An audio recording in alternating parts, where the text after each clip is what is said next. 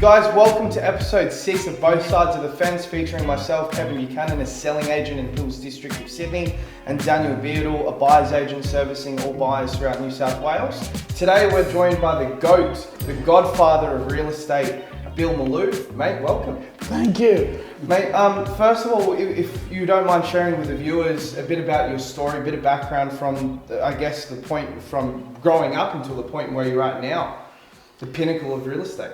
I don't know whether it's the pinnacle of real estate, but I grew up in a family which were in the hotel industry. Yep. Myself and my brothers went into individual pubs. I was running a hotel out at Auburn for a number of years. And there was a bit of an incident that made my wife say, look, I think it's time for a change in what you do. And I realised, sitting back there then, that your best clients in a hotel, especially in the western suburbs, you literally run their social lives as well, football clubs, social clubs, and it's a 7-day-a-week job. Yep. And we did a lot of that back in those days.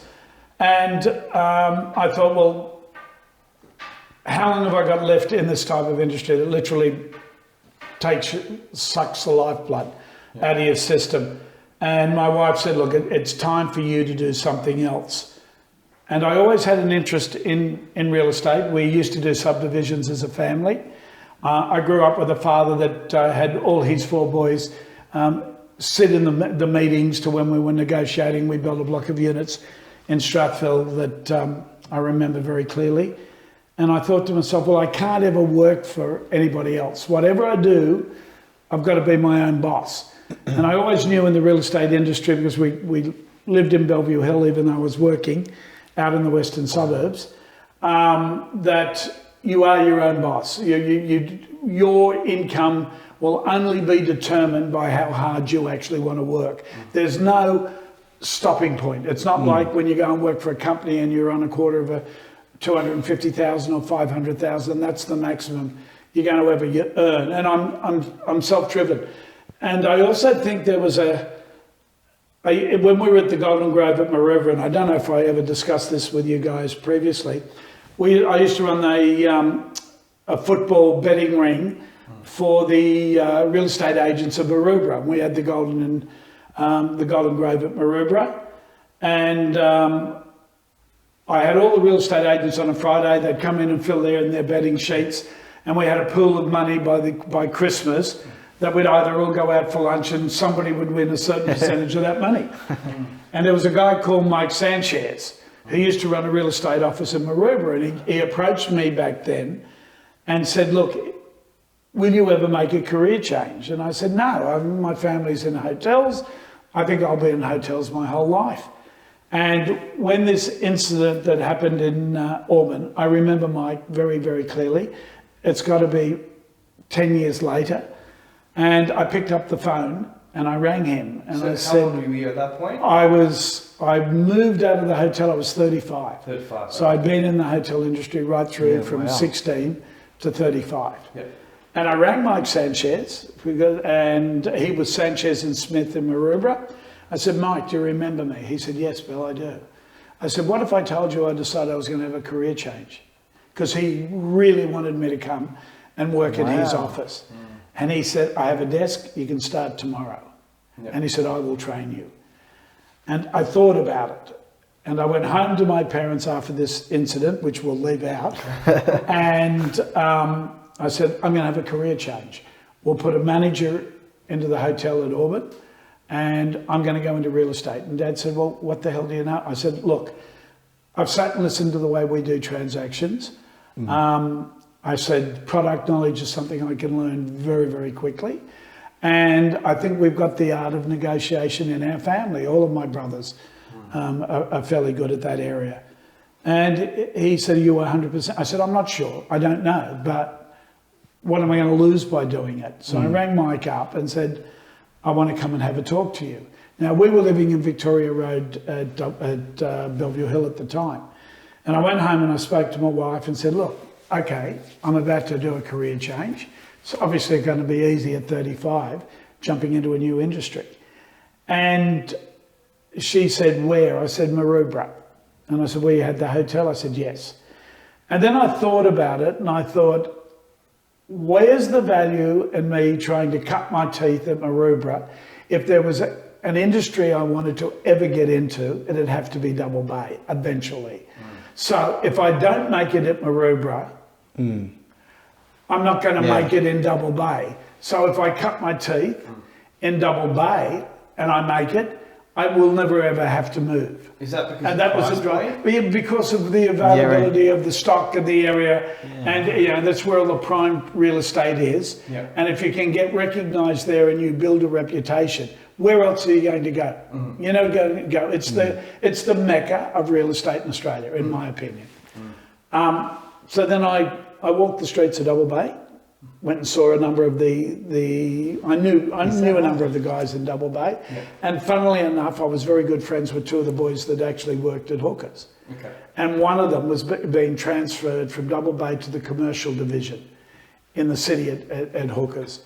And he said, look, why don't you come down? And at that stage, Hookers was still owned by the company. It was the last franchised office to be sold. And there was discussions about that happening. So I went down there, and I think it was Anderson, I think was licensee or manager at the time. And I went and sat with him, Peter Anderson, who's now back in the industry. And I think then that was taken over by Ken Jacobs. Yeah. So I went, it was Ken Jacobs I actually went and interviewed with. And I knew one of the guys was leaving. I remember the conversation very, very clearly. He said, well, wait a minute, what experience have you got? And I said, well, I've run hotels.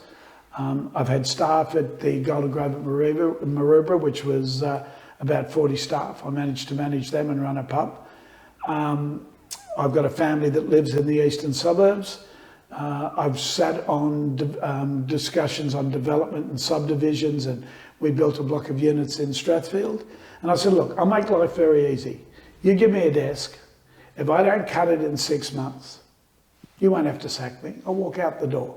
So I won't put you into an embarrassing situation, but I need to be my own boss. I said, I can't go and work in a bottle shop. I can't work in a retail shop.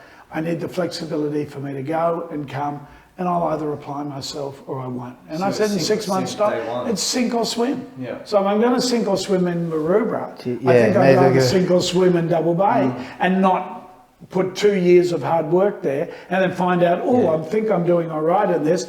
Now let me transfer to Double Bay and start again. Because starting from scratch is not easy.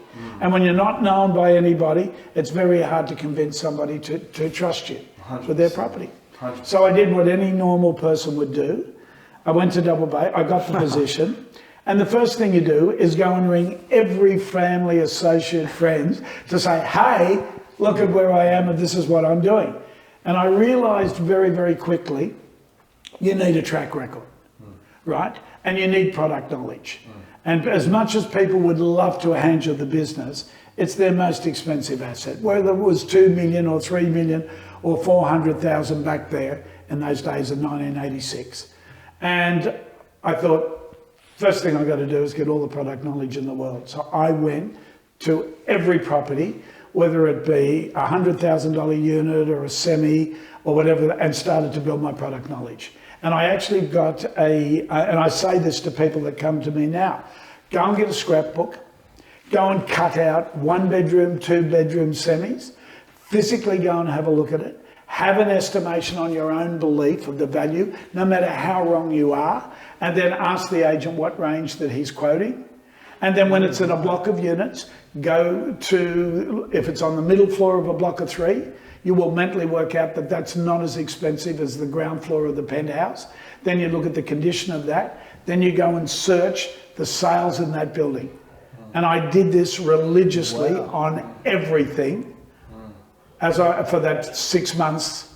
And then I also went out with every one of my personal contacts. Yeah. And then I went to Dover Heights and decided, right, there isn't somebody really doing anything out here. And I door knocked like a Jehovah's Witness. I literally sat with little old ladies in their house having coffee, and it was amazing what information they knew, what was going on in their streets. The information through the grapevine. Exactly. Exactly. And I also learned very early in life, you don't need to go out and take a booklet of what your company that you're working for has, because I haven't seen one of those that doesn't give the company that's sending the information pack saying they're the biggest, they're the best. I think that you've got to win people, and I've said this, I think, when we last, on a personal, individually note. I like to find out where the kids go to school. I like to find out how long they've lived in that house. Have they renovated the house? And believe, and then find the most important aspect of it is, what is the reason you're doing this? And I also ask, and I still do now, what are you looking for? And they said, well, no, that's what you're here. I said, no, but wait a minute. Everybody has an opinion, whether it's right or wrong. Tell me what's in your mind. And I'd hate to tell you how many people say, well, we think we'd like to get this. And then it's my job, basically, of being in the industry, to say, well, this is what I think, and this are the reasons why. And I suggest you go and look at the outside of these three houses, which is comparable to yours, and probably are closer to what I've told you, because we all want the most. So what point in time in your career, when you're looking at scrapbooks, comparing your notes, to then being confident to tell the vendor, this is what I think we should I did this very, very early at the beginning. I think that what people need to realise, next to used car salesmen, we are the second last respected group of people. And to say this frankly, it's the crap that comes out of a lot of agents' mouth that I just don't have any time for. You are trying to build trust with individuals, and you can't do it by lying or feel like you need to tell them what they want to hear and then spend the next 4 weeks in a campaign that they're paid for by bouncing them down. I said, my job is to, and I say this to my staff, you need to create a sale that nobody else can create, because they will come back. When they need to sell a second time, they need to come back to you, because you've got them a record that nobody else could get. And you've got to tell them what you honestly feel, but go through the process of what you're actually going to do with their property and how you believe you can successfully sell that property for them. But you have to first have the product knowledge. And the other thing that's very interesting about this industry, and I still do not understand it, I do not turn my phone off. And I think I probably even said that to you. Even now, 30 years plus in the industry, you ring me at 1 o'clock in the morning, is that right? I answer my phone.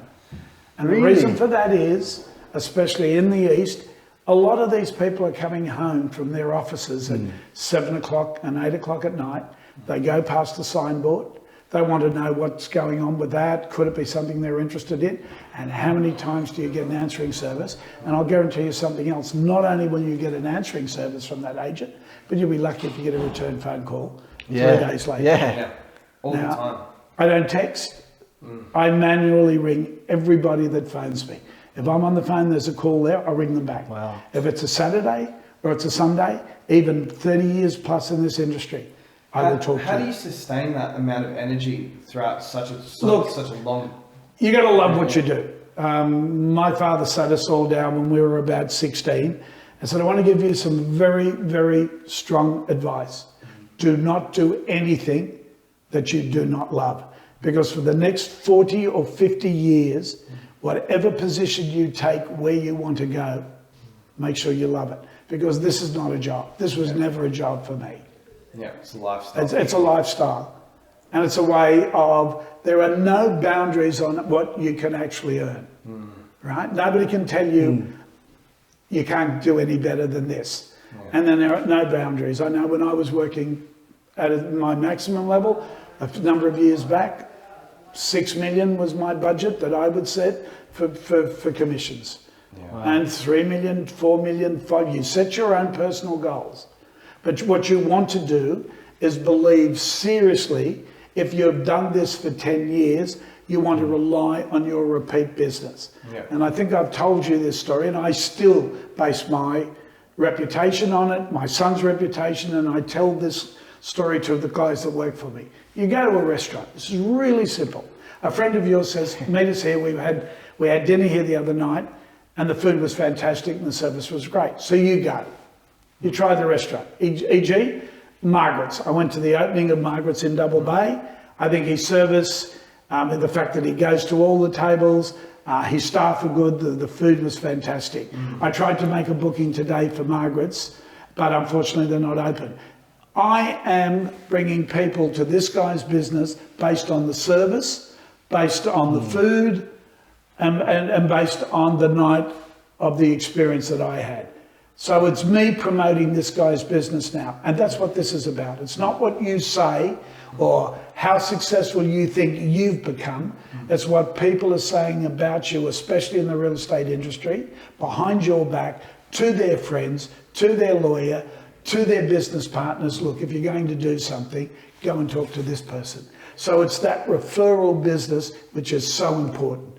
You don't want to be sitting there doing letterbox drops 10 years into this industry. Right. How long did it take you to shift from cold prospecting and being on the phones, hammering the phones? Without a doubt, it took the first 4 or 5 years. Yeah. Yeah. And you get a break in your life. And I think one of the big breaks of my life was the sale of the Coogee Bay Hotel. Now, that had been the highest offer they got for that when it went to the public marketplace with the commercial agents, I think was 9 or 10 million. And if I remember correctly, I sold it in excess of 13 to 14 million. That PR after that sale gave me a lot of recognition, but it was an industry that I actually grew up in, and the people that I introduced, I could sit down and tell them where I think the shortcomings were. And we went into a lawyer's office at Saturday at about 4 o'clock in the afternoon, and we left the office on Sunday morning at 9 o'clock. And we negotiated all night. Wow. Oh, yeah. And that's a truth. And from that, it builds you the stories that came out about that sale. Yeah. And I think you need to be connected with journalists, but you need to be connected with journalists with the permission of the clients you represent. You can't go out and tell people, when people say, I want this sale kept in confidence. But there's no doubt, back in those days, I made sure Jonathan Chancellor, we could talk about the industry, what was going on in the industry. You need to keep your face in front of the press, because you will get respect from sellers from that point of view. They will look at it and say, well, look, we see this guy's name consistently with editorials and updates on the market, interest rates and what you think. I think that's also important, that as much as I didn't like it, it is an important aspect that you've got to keep yourself out there in front of the public. So, and you've got to be respectful. As I said, people ring me at 1 a.m. and say, I'm sorry, but I expected you to text me back. And I said, no, I need to know what your questions are. I need to know what property you're in. I'll tell you what you need to know. You want to see it on a Sunday? I'm available to show it to you on a Sunday. We are in a serviced industry, and people have got to learn that. And a lot of them don't. 5 o'clock, go and turn on. I'd say more than 50% of the agents in Double Bay, you'll get a recorded message. And I just find that's dumb. Especially when you're selling such expensive real estate too. And that's what you try to do, is to build your reputation. And it's out of the respect of the people you represent, about for them coming back to you. And now this, I've said to you, I'm in a serious deal at the present moment. I got a text today, it's still on my phone. We have a second property, well, let's talk. And this is a serious sale. Wow. Now, I didn't know these people. I went to their house 2 years ago through somebody else.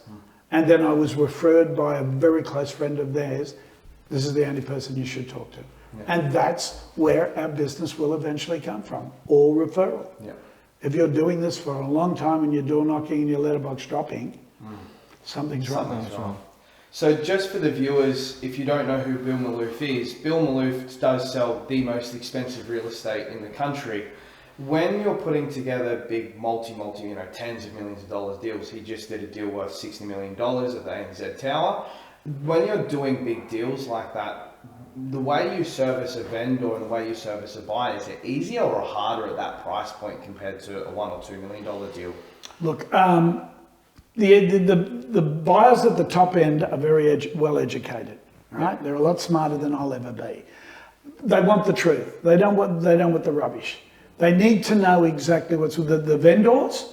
Your vendors, a lot of them in my case, are referred to me, so I'm a step ahead in regards to that.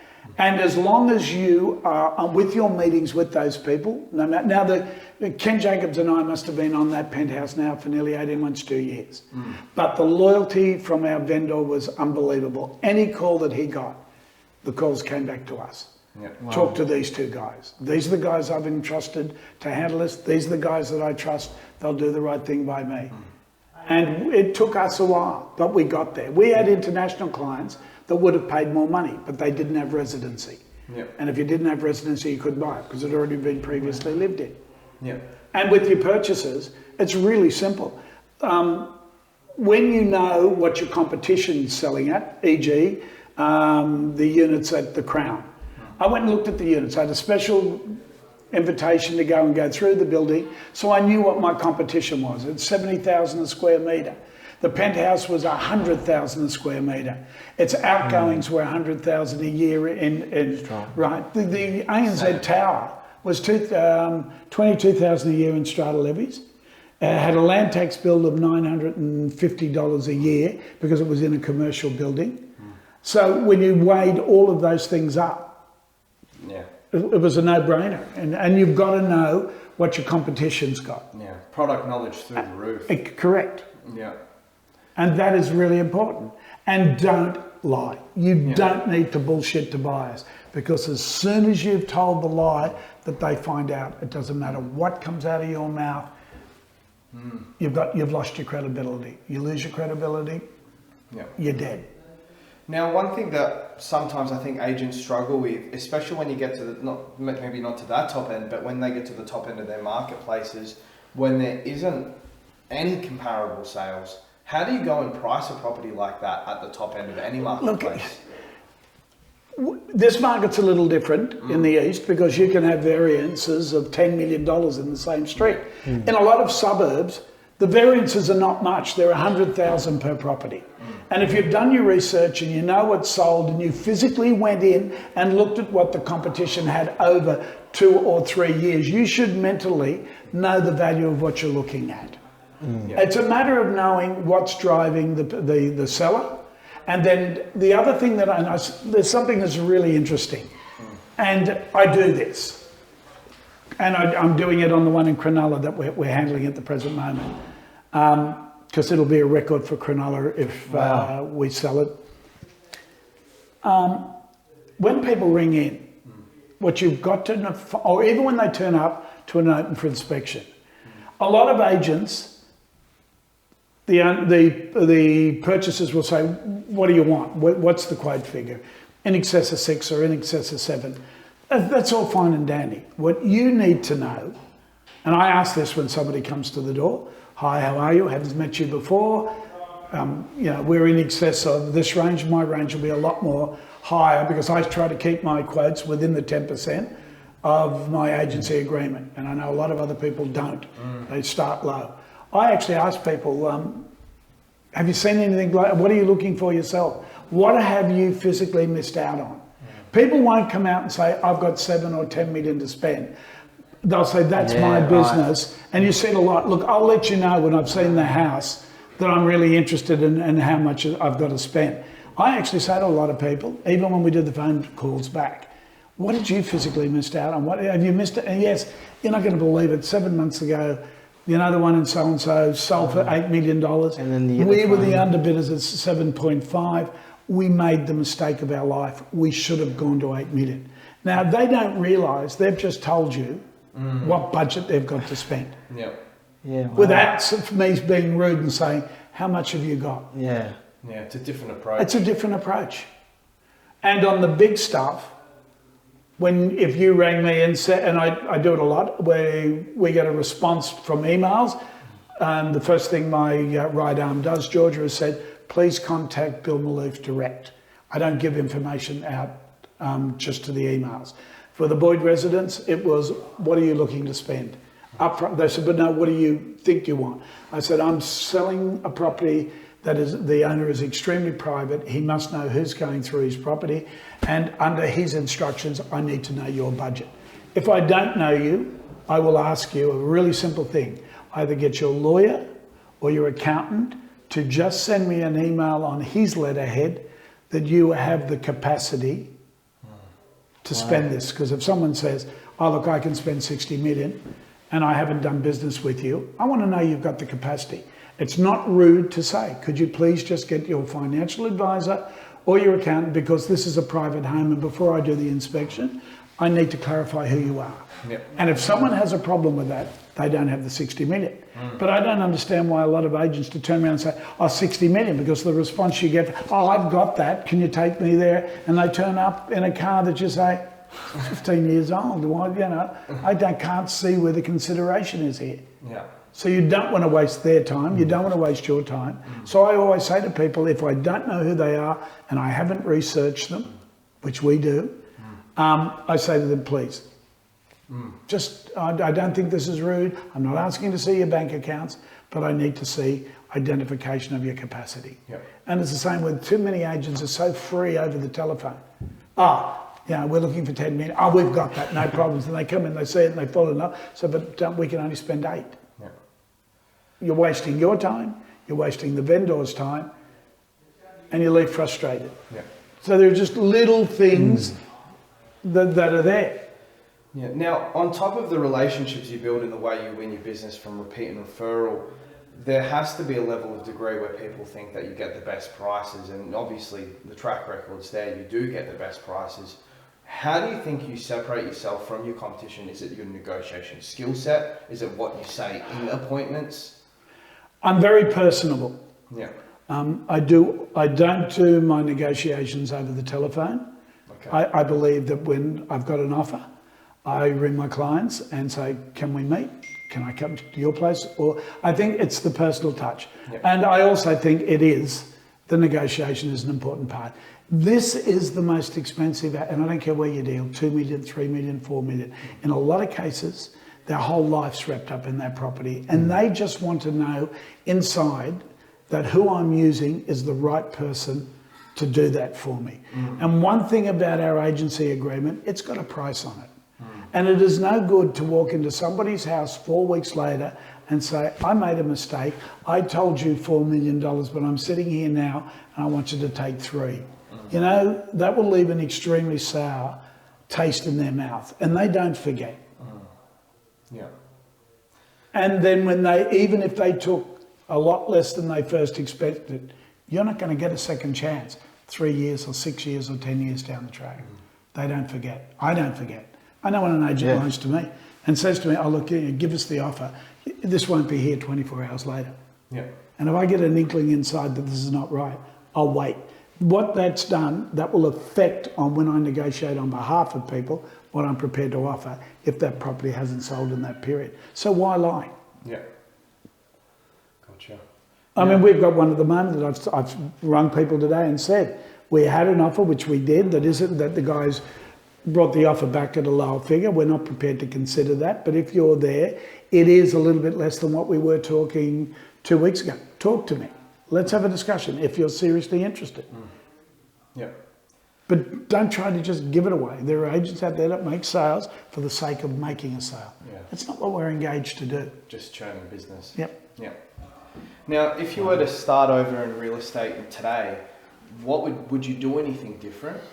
Or would you just still have it? Yes, I would. I remember in the early days, I actually said to somebody, and I did ring him back, and I know the sale, I still remember it.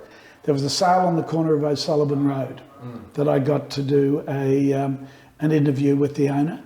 And when he told me what he wanted, I was absolutely astounded.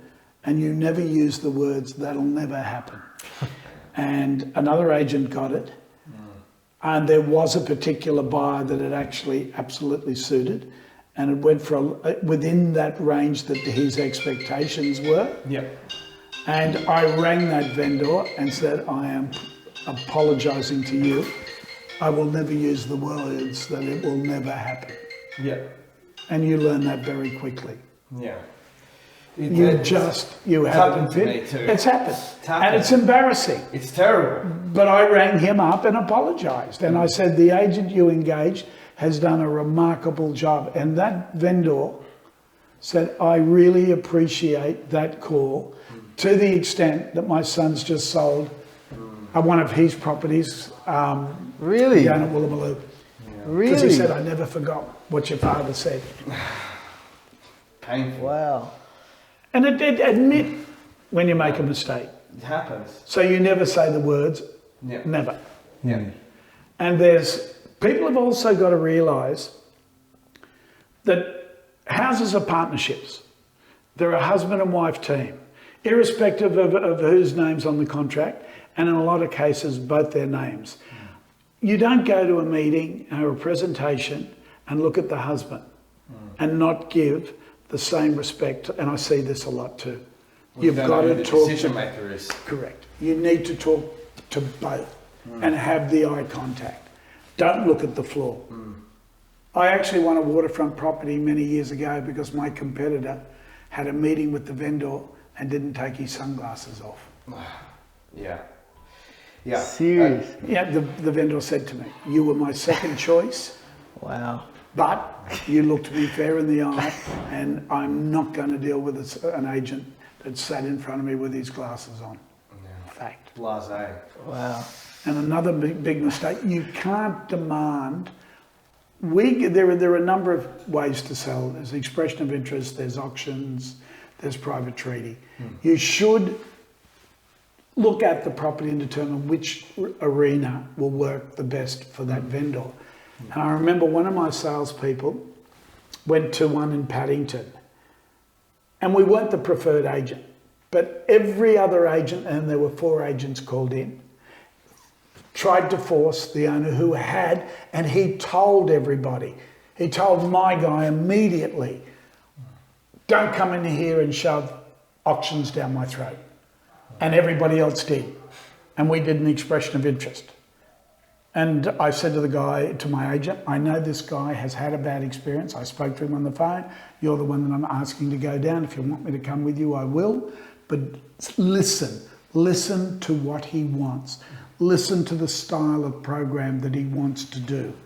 Do not shove one particular, and we didn't. We said, here are your options: private treaty, expression of interest, auctions. We believe you've had a bad auction scenario. How about trying and explain the expression of interest? Yeah. We walked out of there with a signed agency agreement. Perfect. There you go. Only for one reason: we did not jam home what he did not want to do. Yeah. Don't go against the grain. Don't go completely against the grain. It's his money that's invested in that property, not yours. Yeah. Now, I know especially in my industry, in my field, there's a lot of agents that are coming in with lower fees. I'm not sure if they are in the buyer's agency world as well, but I think it's a well-known fact you don't move from your fee. I've got a fee. You've got a fee and you don't move.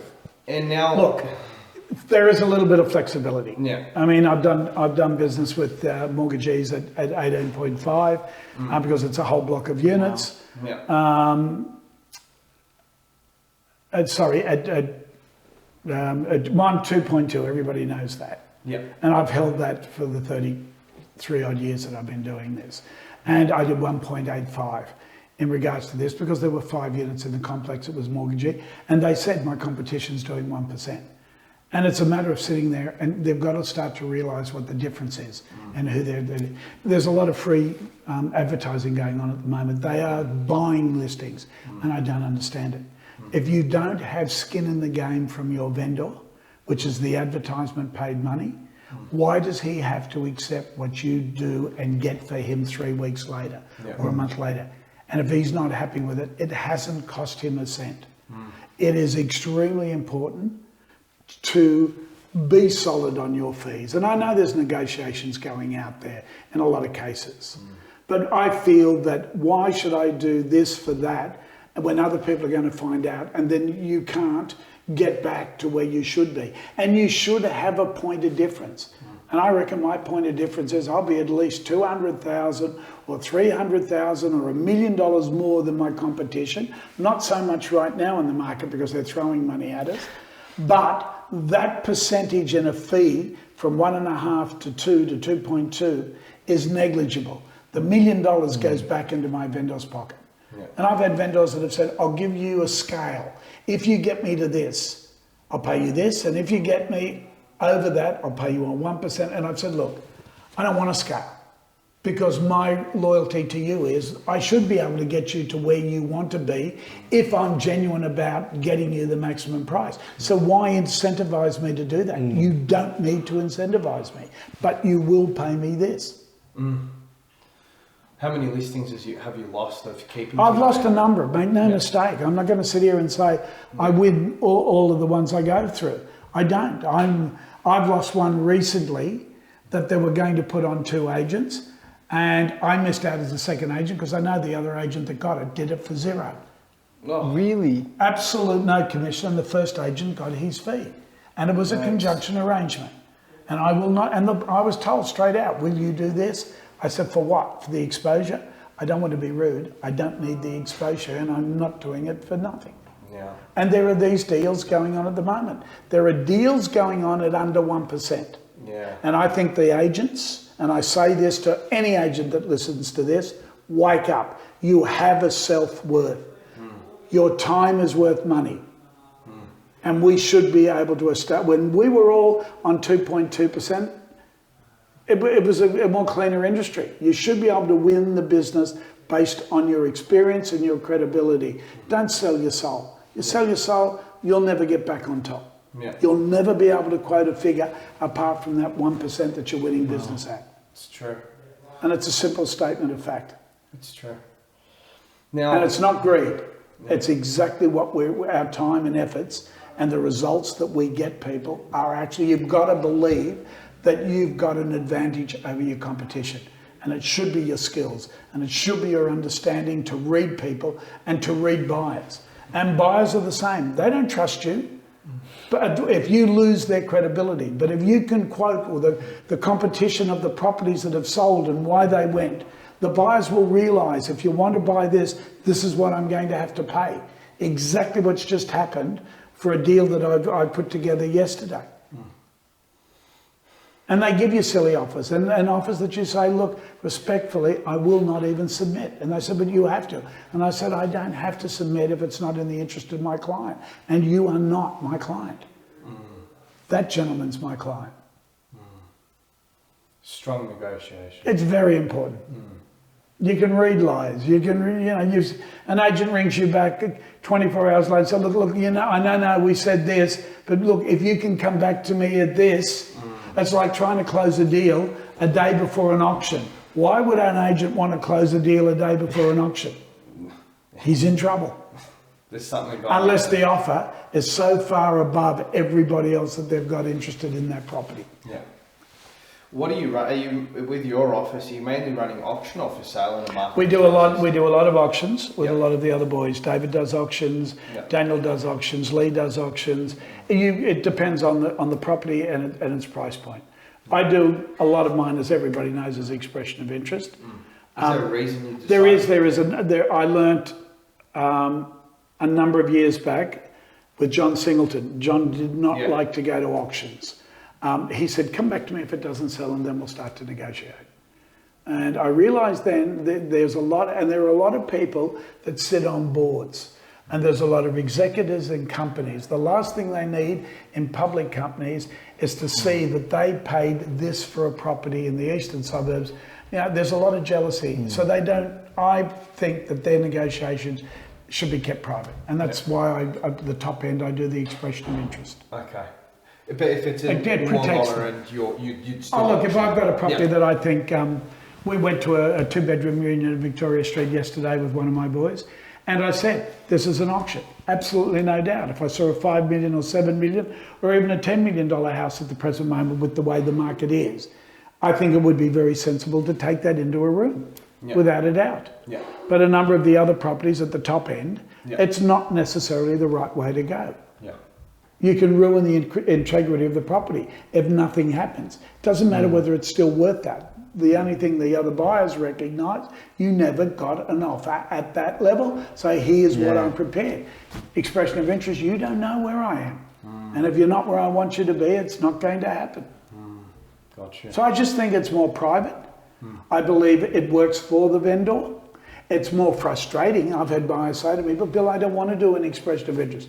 And I said, well, wait a minute. If I've got 2 or 3 of you at the same level, I'll tell you to sign a contract at your maximum, and I'll turn those contracts over in front of the vendor, his lawyer, and the 3 buyers that are also close. I'm not going to Dutch auction you for 50 grand or 100 grand. And I understand why you don't want to give me an offer, because you think I'm going to use that offer against somebody else.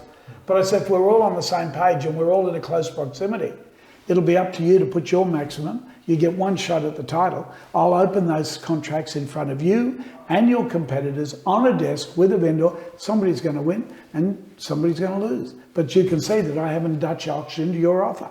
And you've done that investment. Absolutely, I have done it. That sounds fun. It makes people decide that I'm not going to cheat their offers, Yeah. or go out there and say, look, I'm sorry, you lost it for 20,000. They're going to walk out of your office and say, I got played. Yeah. And I've had some of the differences by 300,000 on what people have put. And I've had people come in and with 2 contracts. He said, well, no, if this, and I said, no, work out which one of the 2 you want to put on the table. You don't get 2 bites of the cherry. Wow.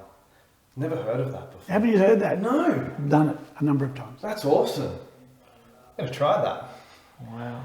Mate, when it comes down to, like, obviously Daniel being a buyer's agent, is there any advice for buyer's agents or buyers when they're coming into deals, whether it be auction or for sale, or where you see them go wrong? Look, buying agents are there to represent the purchaser, and I understand that without a doubt.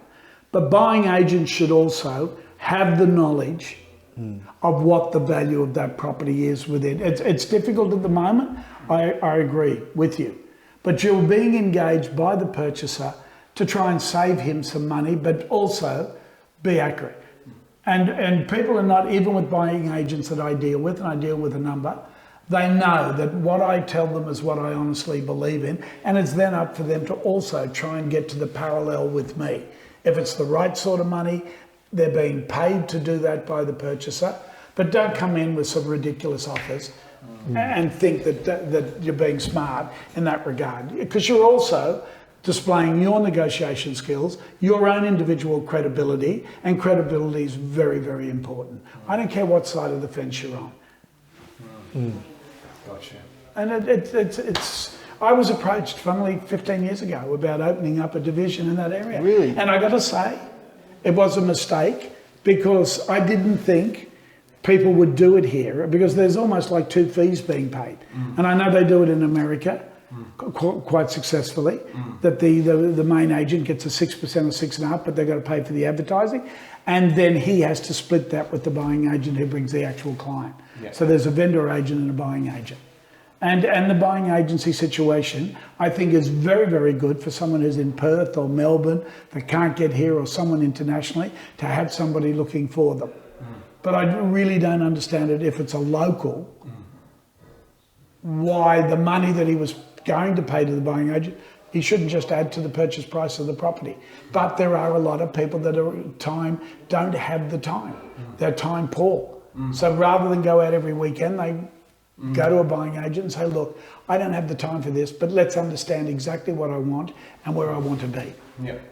How often do you see those deals at the top end with buyer's agents? There are times where we do, Yeah. where I've got an international client and somebody is a friend of theirs that is a registered buying agent who comes in and says, well, look, Bill, I've got an international client. This is their budget. What have you got? We go and discuss what I want. Yeah.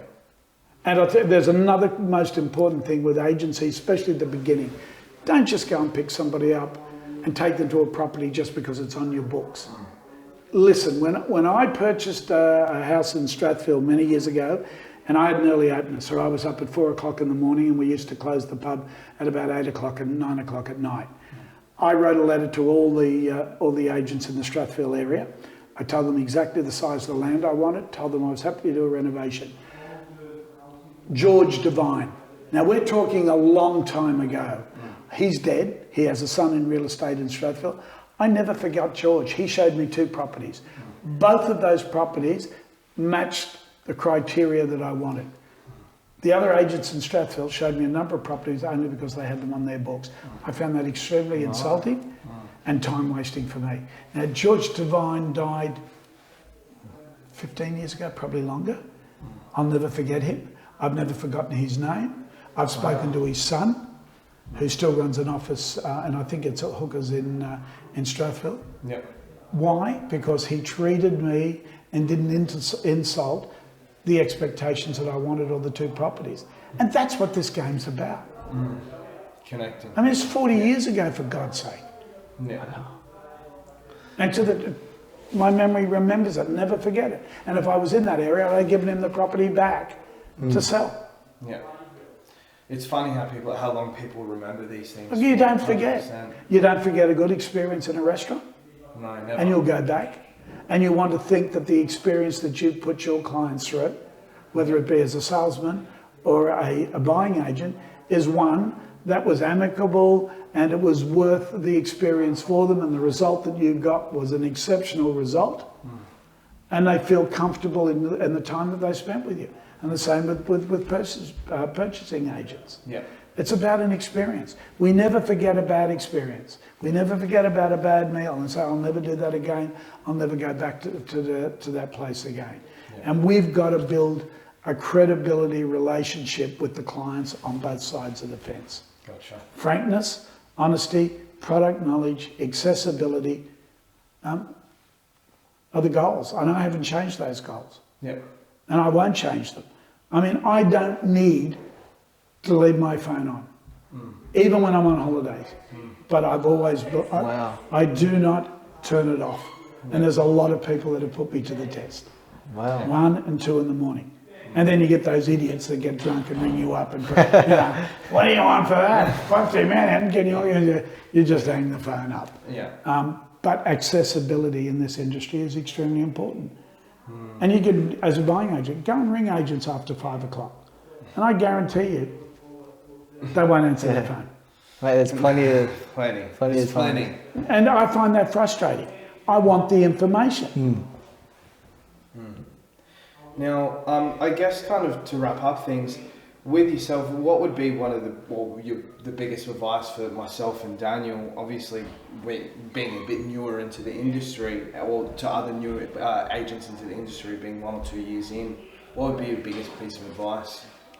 I don't think that enough agents, and it's changing, that their client lists of the properties that they've actually opened, people don't diarise those names enough to ring them to follow. Did you purchase? Where did you purchase?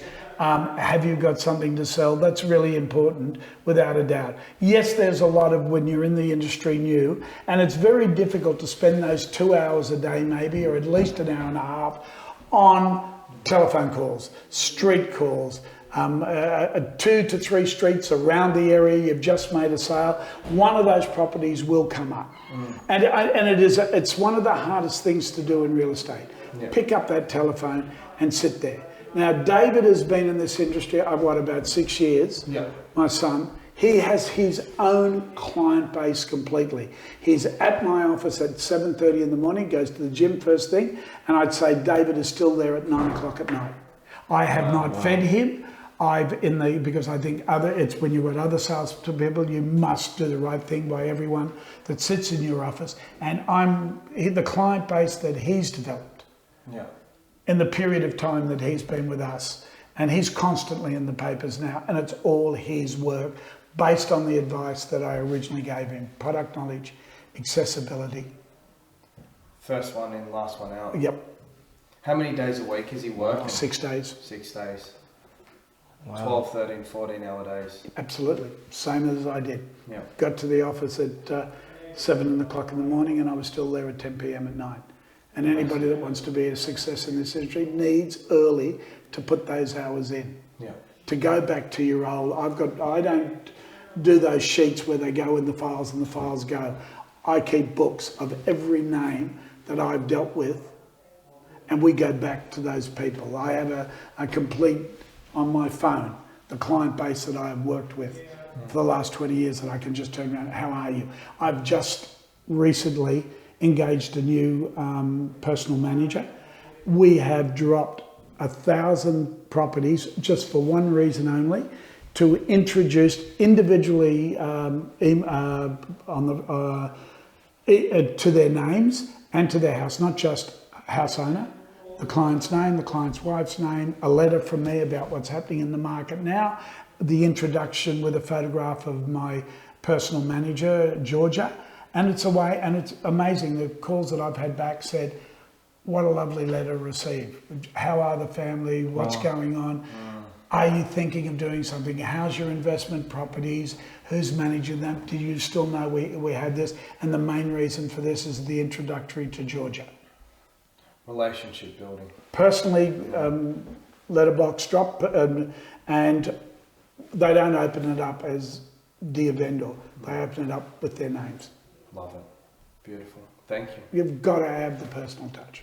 Appreciate it. Thank you, Bill. Mate, Phenomenal, mate. That was just, I'm just listening. I know. I'm not even asking questions. I just want to listen. Mate, we could sit for hours. It's not difficult. Yeah. Yeah, wow. Look at Ron Pillinger. He was a genius. If there was anything north of 10 million, it was in Ron's lap. He never argued with people. He didn't fight with people, but he got the job done. It was personal service. Mate, thank you so much. That was Appreciate it. Absolute Big time. pleasure. Thank you. Hope that helps. mate, fantastic. Appreciate it.